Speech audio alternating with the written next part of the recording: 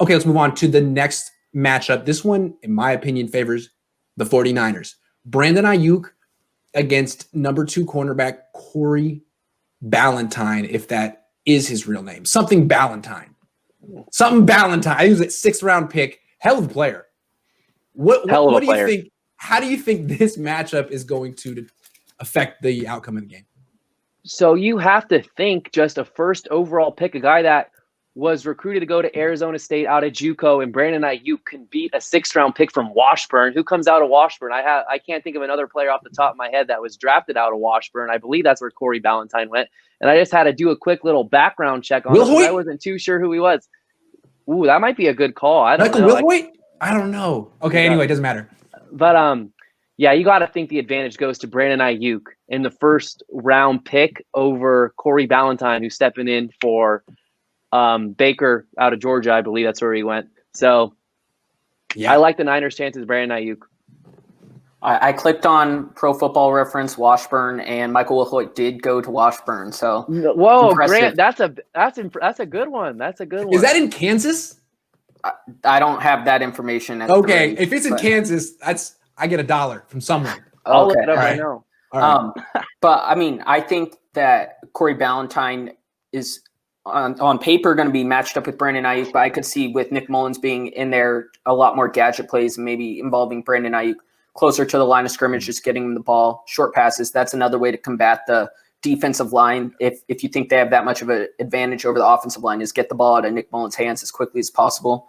So Aiyuk might not be catching as many 70-yard passes, but could be getting a couple close to the line and making guys miss. And Grant, I just looked it up. Topeka, Kansas. That's where that's a double down on that one. Good calls.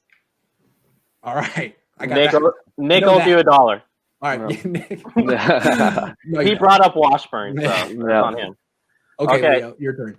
So, Grant, you were at every practice that you were available to go to this year, correct? Yeah. Which 49ers corner was able to guard Brandon Aiyuk? Which one? None, right? None of them. Okay, so now are we going to say Ballentine is better than Mosley, Sherman, even Akello Witherspoon? No. Okay, so Brandon Aiyuk, it depends on what Kyle draws up and tells Nick Mullins what to do on the offense. Brandon Aiyuk should be able to just dominate this game.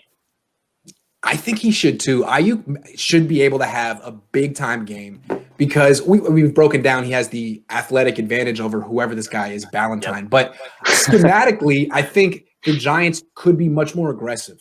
I mean, what they may do to Nick Mullins without his starting wide receivers is play aggressive bump and run man-to-man coverage and take away the middle of the field and say, make throws outside the numbers 10-plus yards down the field. Let's see what kind of arm you have. In which case, Brandon Aiyuk could have some big plays because Nick Mullins isn't a dinker and a dunker. I mean, he actually likes to throw the ball down the field and is pretty good at it. And if Brandon Aiyuk's wide freaking open, then he'll be able to make that throw. So I think Aiyuk could have big opportunities in ways that maybe Slayton has more catches, but Aiyuk could have more yards and, you know what I'm saying, bigger plays. I think that could be, if they hit one big shot to Aiyuk early, that could back the Giants defense off and allow the Niners to dink and dunk the rest of the game and control the clock and win.